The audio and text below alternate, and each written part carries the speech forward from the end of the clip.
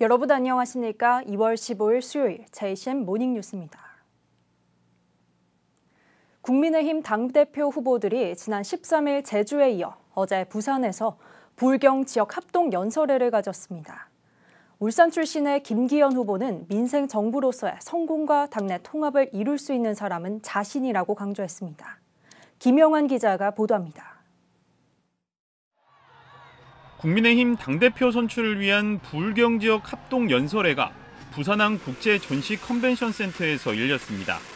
당 지도부가 총출동했고 울산에서는 김두겸 울산시장과 권명호 시당 위원장, 지역 국회의원 등 주요 당직자들이 대거 참석했습니다. 울산 출신의 김기현 후보는 문재인 정권이 심판을 받은 결정적인 이유가 민생이었다며 윤석열 정부가 성공하려면 민생을 챙겨야 한다고 말했습니다. 무엇보다 우리 국민들이 등 따뜻하고 배부르게 살아갈 수 있도록 우리 국가가 책임진다고 하는 그런 민생정부가 돼야 합니다. 입법과 사법, 행정을 모두 경험한 유일한 후보라며 일 잘하는 인물을 당대표로 선택해야 한다고 밝혔습니다. 또 지난 대선 과정에서 윤석열 후보와 이준석 당대표의 갈등 봉합과 당대표 후보였던 나경원 전 의원과 조경태 의원과의 연대를 공식화하며 당내 대통합의 적임자라고 강조했습니다. 김조 연대, 김나 연대 잘했죠? 대통령 선거 과정에서 우리 대선 후보하고 당대표하고 시끄러웠죠? 그거 통합에 대한 사람이 여러분 누굽니까? 김 후보는 부산은 세계박람회 유치와 가덕도 신공항 추진, 울산은 그린벨트 해제와 산업수도 위상 회복, 경남은 우주항공청과 진해 신공항의 조속한 추진을 약속했습니다. 전국 순회 합동연설회는 광주와 대전에 이어 3월 2일 경기 고양체육관에서 마지막으로 열리며 3월 8일 일산에서 전당대회가 개최됩니다. 이번 전당대회 울산 지역 선거인단은 대의원 220명을 포함해 2만 7천여 명입니다. JCN 뉴스 김용환입니다.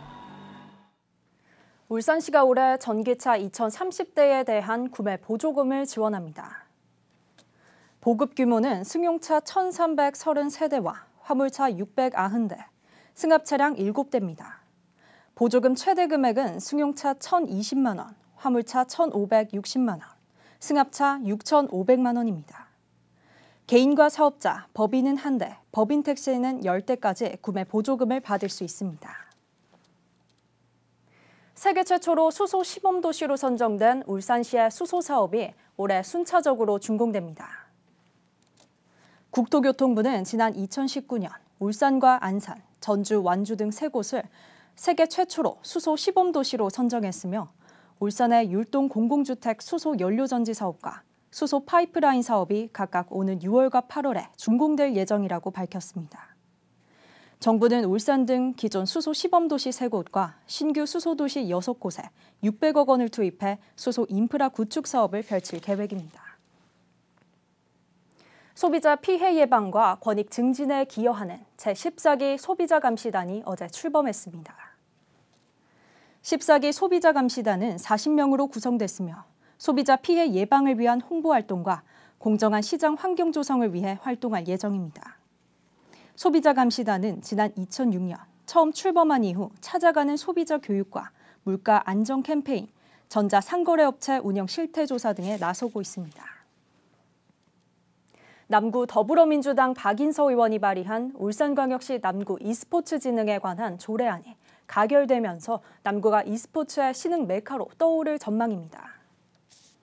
이 조례안은 e스포츠 진흥을 위한 사업을 비롯해 예산 지원과 업무의 위탁, e스포츠 진흥 자문위원회 설치 등 e스포츠 진흥에 필요한 사항을 규정하고 있습니다.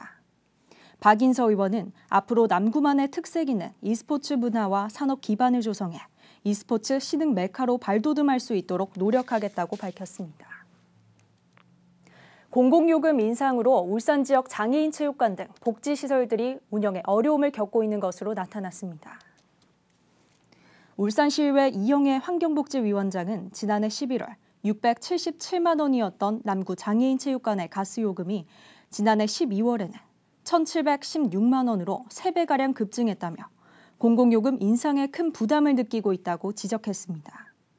이 위원장은 장애인 등 복지시설들이 공공요금 인상으로 인해 운영에 어려움을 겪으면서 복지 공백이 우려되고 있다며 울산시가 선제적으로 나서줄 것을 당부했습니다.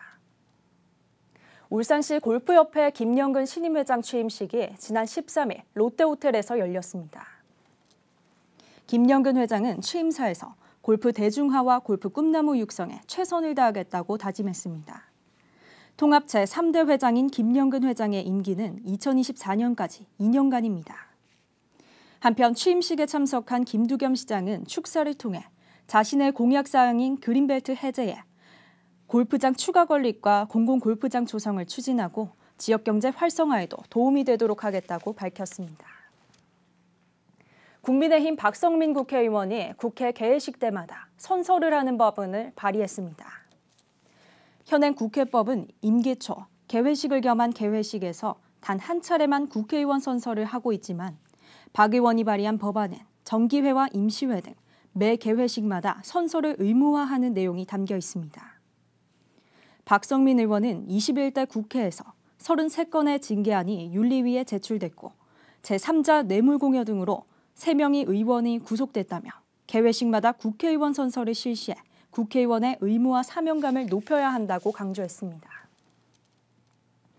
나경수 SK지오센트릭 사장이 재활용 분야 글로벌 선두기업으로 자리매김하겠다는 각오를 밝혔습니다. 나 사장은 세계 최초의 리사이클링 소재 기업으로의 전환을 선언한 만큼 더 빠르고 능동적으로 대응해야 한다며 석유가 아닌 재활용 소재 등을 통해 고객이 원하는 해결책을 제공하는 기업으로 거듭나겠다고 말했습니다. SK지오센트릭은 2025년까지 세계 최초의 플라스틱 재활용 종합 단지인 울산 ARC 조성을 추진 중이며 SK 울산 콤플렉스 내에 연간 25만 톤에 달하는 폐플라스틱 처리가 가능한 공장을 설립을 진행 중입니다. 흔히 광역시의 기준을 인구 100만 명으로 여깁니다. 하지만 통계청이 발표한 장래 인구 추계에 따르면 울산시의 인구가 2036년에는 100만 명 아래로 떨어질 수 있는 것으로 나타났습니다. 지역의 인구 감소 문제, 보다 실효성 있는 대책이 요구되고 있습니다. 박영훈 기자가 보도합니다. 1997년 광역시로 승격된 울산시는 자동차와 조선, 석유화학 등 주요 산업의 공장이 들어서면서 대한민국의 산업 수도로 성장해왔습니다.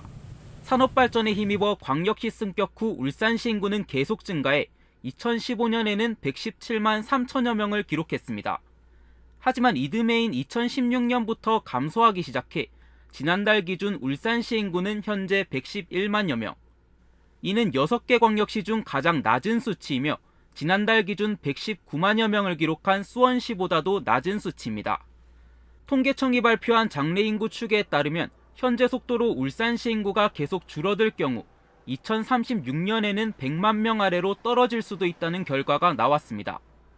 주요 인구 감소 요인은 자연인구 감소와 인구 유출, 계속되는 출생률 저하와 노인 인구 증가로 인한 사망률 증가로 울산시 인구는 지난 2021년부터 자연 감소하고 있습니다. 또 일자리와 주거 문제로 인해 주변 도시로의 인구 유출 문제도 심각합니다. 인구 100만 명 아래로 떨어지면 광역시 지위에는 문제가 없는 걸까? 2022년 행정구역 실무 편람에 따르면 광역시 설치에 대한 법적 기준은 없으나 과거의 예에 따르면 통상인구 100만 명이라고 명시돼 있습니다. 광역시에 대한 법적인 기준은 따로 마련돼 있지 않아 광역시의 지위에는 문제가 없지만 계속되는 인구 감소 문제에 울산시도 대책 마련에 나섰습니다. 공격적인 기업 투자 유치와 주력 산업 고도화를 통한 일자리 확대, 도시 균형 발전을 위한 개발 제한구역 해제, 그리고 꿀잼 문화도시 출진으로 청년 인구 및 베이비부머 세대의 유출을 막기 위해 노력할 계획입니다. 광역시 승격 26년을 맞은 울산시가 계속되는 인구 감소 문제를 잘 해결할 수 있을지 주목됩니다. JCN 뉴스 박영훈입니다. 남구 장생포 고래문화마을이 한국관광공사가 선정하는 강소형 잠재 관광지역 발굴과 육성 공모 사업에 선정됐습니다. 이번 공모는 성장 잠재력이 높은 관광지를 발굴해 관광 상품 개발과 컨설팅 등을 통해 관광 명소로 육성하기 위한 사업입니다. 장생포 고래문화마을이 이번 공모에 선정됨에 따라 관광공사와 업무 협약을 체결한 후 지원을 받아 구체적인 사업을 추진하게 됩니다. 장생포 고래문화마을은 울산 고래축제와 함께 매년 수국축제와 호러 페스티벌 등이 열려 전국적인 관광상품으로 이름나 있습니다. 남구청이 내년 국비화 시비를 확보하기 위한 대책 마련에 들어갔습니다. 남구청은 어제 전경술 부구청장을 비롯한 부서장 등 25명이 참석한 가운데 2024년 국11 의존재원 확보 대책보고회를 열었습니다. 남구청은 내년 주요 사업으로 신정일동 도시재생과 디지털 전통시장 육성, 태화강 그라스 정원 조성 등의 사업을 집중 추진하기로 하고 관련 예산이 국비와 시비 지원을 받을 수 있도록 대책을 강구하기로 했습니다. 걸그룹 트와이스의 멤버인 나연이 울산 동강병원에 성금 2천만 원을 기탁한 사실이 뒤늦게 알려졌습니다. 나연은 동강병원에 입원해 있던 한 환자가 치료비가 없어 수술을 받지 못하고 있다는 소식을 접하고 울산 사회복지공동모금회를 통해 동강병원에 지정 기탁한 것으로 전해졌습니다. 나연 측은 어려운 환경에 놓인 환자들의 치료에 도움이 되기를 바란다고 밝혔습니다. 울산시가 미취업 청년들에게 행정 일자리 체험을 제공하는 행정체험형 청년 인턴 채용 사업을 올해도 추진합니다. 올해 채용 인원은 18명이며 울산에 주소를 둔 만 19세에서 34세 청년이면 신청이 가능합니다. 합격자는 3월 20일부터 6개월 동안 본청과 사업소 등 행정기관에서 근무하게 되며 기획과 단기계획 수행, 통계자료 작성과 법령 사례 수집 등의 업무를 하게 됩니다. 울산지법 제12형사부는 지난해 지방선거 때 출마자에게 욕설하고 폭행해 공직선거법 위반과 모욕 혐의로 기소된 60대 남성 A씨에게 벌금 550만 원을 선고했습니다. A씨는 지난해 5월 경남 양산시의 한 종합사회복지관에서 시의원에 출마한 B씨가 수강생 앞에서 인사를 하자 욕설과 함께 수차례 가슴을 미는 등 선거운동을 방해한 혐의로 기소됐습니다. A씨는 지난 2018년 제7회 지방선거 때 B씨를 도왔는데도 당선 후 보답을 하지 않았다는 이유로 이 같은 범행을 저지른 것으로 전해졌습니다. 동구청이 매월 셋째 주 화요일과 수요일, 목요일에 울산 큰애기 상품 판매 마켓 주간 행사를 운영합니다. 이 행사는 구청 민원실을 방문하는 민원인들에게 흥미로운 볼거리를 제공하고 울산 큰애기의 친근한 매력을 알리기 위해 기획됐습니다. 오전 10시부터 오후 5시까지 민원실 2번과 3번 창구 앞에서 진행되며 이와 함께 울산 큰애기와 사진 찍기 행사도 진행될 예정입니다. 울산시 교육청이 성장 단계별로 기본을 다지는 교육 정책인 배움 성장 집중 학년제를 모든 초등학교로 확대하기로 했습니다. 울산시 교육청은 지난해 초등학교 38개 학급을 대상으로 배움 성장 집중 학년제를 운영한 결과 학생들의 문해력 향상 효과가 나타났다며 올해 모든 학교로 확대한다고 밝혔습니다. 초등학교 1, 2학년은 초기 문해력, 3, 4학년은 관계와 감성, 5, 6학년은 창의성을 중점적으로 교육하게 됩니다. 울산시 교육청이 내년까지 1학교 1지능형 과학실 구축을 완료하기로 했습니다. 지능형 과학실은 데이터 수집과 축적, 탐구 활동과 실험 활동을 할 수 있는 공간입니다. 울산시 교육청은 올해 지능형 과학실 구축률을 75.3%까지 끌어올리고 내년에는 구축을 완료할 계획입니다. 이를 위해 예산 14억 7천만 원을 편성했으며 학교 한 곳당 500만 원에서 최대 4천만 원을 지원할 방침입니다. JCM 모닝뉴스를 마칩니다. 함께해 주신 여러분 고맙습니다.